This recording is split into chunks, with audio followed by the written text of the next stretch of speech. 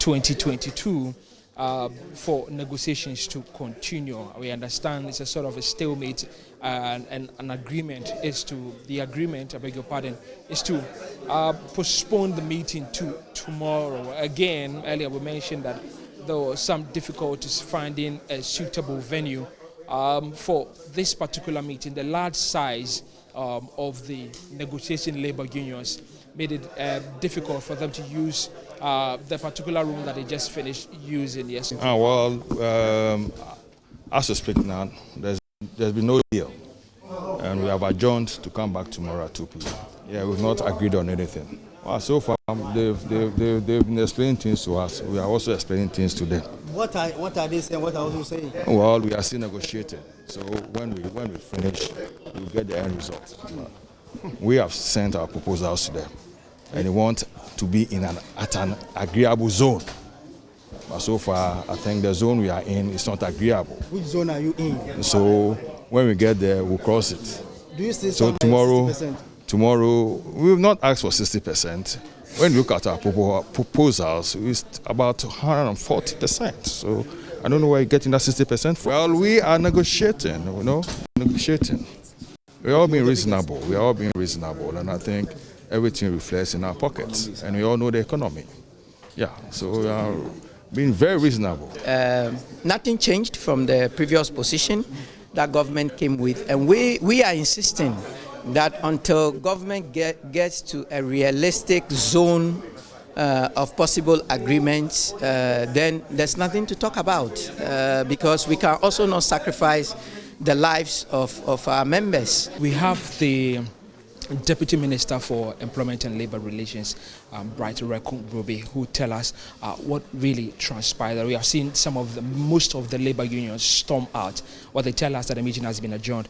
Honourable, can you confirm to us what exactly happened? They told us that you were not willing to negotiate with them, so they had to call it off and probably come tomorrow. Well, that's not correct. It is not that we were not willing to talk to them. But like I keep saying, we are negotiating. So once you are not getting a consensus, then it will call for adjournment. So it's not like one party is not willing to engage. We are engaging, except that we are not coming to meeting ends. Okay. Yep. So the decision to call it off is not because you are offering them less than 15%. It is not. It's not a call off. Okay. It is adjournment. I mean, we have had to go back and continue to reflect. We are dealing with, give and then take.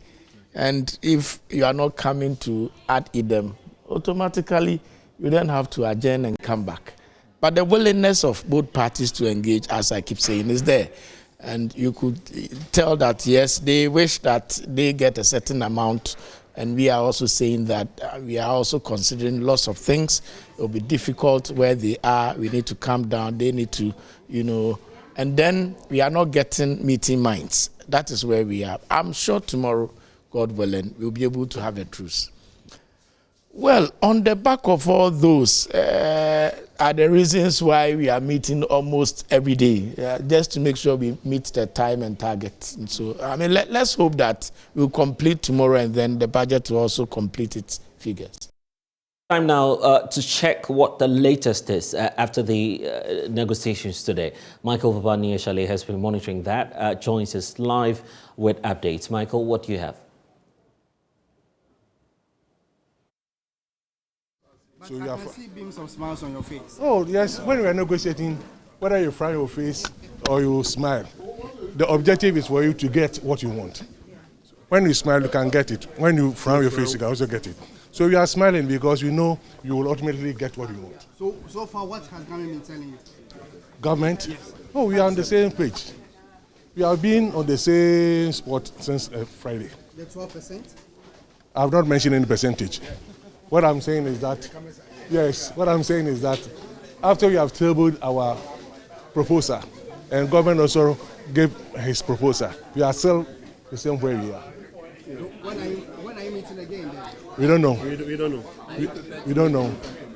Compromise On what? On what? On the Compromise? There's no compromise. Our 60% still stands as it is. There's no compromise, my brothers and And there sisters. is no compromise. Because the 60% in real terms is less than 18%.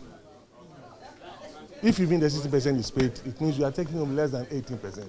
And if care is not taken and inflation goes up today or tomorrow, then it is reducing further.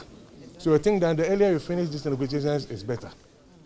Is it fair to say you have reached a deadlock? Oh no, for now I wouldn't call it a deadlock. I would not call it a deadlock.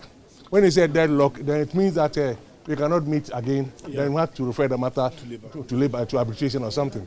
We are not there yet. You will be there if they want us to be there. But for now, we haven't reached deadlock. We expect that government will go and seek fresh mandate properly and come back and we meet. What do you make of the posture of government? I mean, what have you heard at the top? They give you 12. Very good postures. As a posture, we all have very good postures. Yes. Yes. You have very good postures. Like I said, you can smile to get what you want. You can frown to get what you want. It's better to smile and get something good than to frown to get something bad. Does it mean that tomorrow the budget will be read, then you don't have the input? You know, labor doesn't read budget. Labor doesn't read budget. The budget is not for labor. The budget is for the government. It's government who read the budget. Labor doesn't read budget. So whether it will be read or not, that one is not my concern. It's not organized labor concern. Yes. Right. So we have Madame Bebeto, for example, who is the president here anyway. After Ali, then we speak to Madame Bebeto.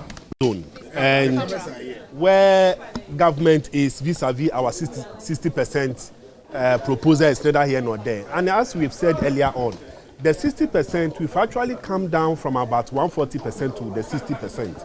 And even if the 60% is granted, if you take out the 40.4% inflation as it exists currently, it means we are asking for just about 19%, very minimal. And we should know that the current economic circumstances, nobody can predict it. You can have salary increment today, and tomorrow everything will be off. So we are asking government to see the plight of Ghanaians. There are people on the single spine earning less than 1,000 Ghana cedis. 600 Ghana cedis. What can they use that for? They should look at that and then give decent salaries. Over the years, we've compromised and compromised. There is no money, there is no money is the song government sing all the time. And this time they are singing the same song, there is no money. And it is because every year they come and they say there is no money, and then we give them the benefit of the doubt. That is what have landed us to where we are today. But we are telling them and assuring our members that they should remain resolute, and that for this year's negotiation, we are not going to give in to any semantics, any gymnastics that the government will do. What would you describe what the government has already offered you? What would you describe it as? It's nothing to write home about. It's a drop in the ocean. What government have offered is nothing. Nothing at all to write home about. Nothing. Your position as organizing government, don't you think it's not extreme. If somebody is asking for about 140 and have brought you a proposal that comes to 60%, I mean, it's fair. Your resentment seems to be targeted towards Article 71 holders who seem to be paid. We have not mentioned. I mean, but yesterday, these are things that some of your members said. The most important thing is that we are all Ghanaians and we must be paid decent salaries. So you believe that government has money, even though they had IMF? They have money. They have money. They have money. Oh, they have it. But we are negotiating. We know what is in store. They have money. So we'll hear from some other members of the labor unions. Let's go to the Ghana Registered Nurses Association. What we are asking for in terms of the 60% is what we think that will give our members or workers out there some leverage, considering the current economic situation that we find ourselves. Did government table 15% today in your meeting? You heard right. Government tabled 15%. And we owe it to our members out there to actually also let them know what is happening during these negotiations. Yes, government tabled 15%. At the moment, we still have our 60% on the table. And you're not reviewing that downwards? It's not about not reviewing it downwards. I think that what has come out clearly in our negotiation meeting is that we want them to come into some agreement zone, a place where we can actually negotiate. We are nowhere near that negotiation because You see, we are receiving 15% COLA at the moment. If you tell us that you are giving us 15% and you are taking off COLA in December, it's zero. So we are not actually negotiating when you have tabled 15%. So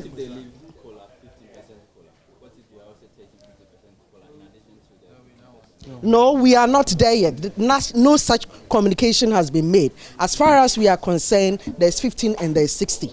Negotiations, as we've been told, will continue at a later time. The date and time will be communicated. The fear here is the impact on your industry, especially. What would this mean for your industry when government is refusing to heed your demands?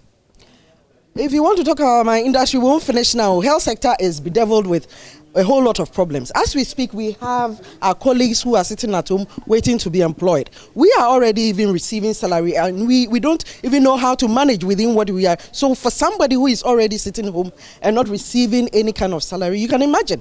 And for those of us who are even receiving salaries, you understand, with inflation at 44%, when you take individual goods, some are at 100% and 120% and over. So the increment in goods and services is a difficult situation that we are all dealing with, not even just as public sector workers, but as Ghanaians as a whole. So it is not just about the health sector or education sector, it's about all of us as workers of Ghana. Thank you very much. Do you think this is going to worsen the situation of brain drain, especially on the nurses that we've had this year? Of course, it will. Why do you think people are leaving Ghana for a greener pastures? They are leaving because one, salaries are not good, other conditions of service are not the best. So people take their bags and they are off to other countries. What it means is that if we improve the conditions of service, if we improve the conditions under which people work, if we improve a lot of things, people will choose to stay. People prefer to stay in Ghana. Ghana is a very good country. But you cannot live in a country being all good and yet you cannot have enough to move around. People want to own their own houses, they want to buy cars, they want to be able to educate their children properly. But where are the resources? It is not there. So if they can actually provide the services they are providing here in Ghana elsewhere and can receive 10 times what they are receiving here, why not? What would you describe government's posture right now? In terms of posture, it is normal. It's the same we've seen over the years. Everything is being discussed in good faith. So there's no animosity or anything. We are okay. Thank you very much. So that is the president of the Ghana Registered Nurses and Midwives Association, Perpetual. And clearly you've heard that the government is now offering 15%.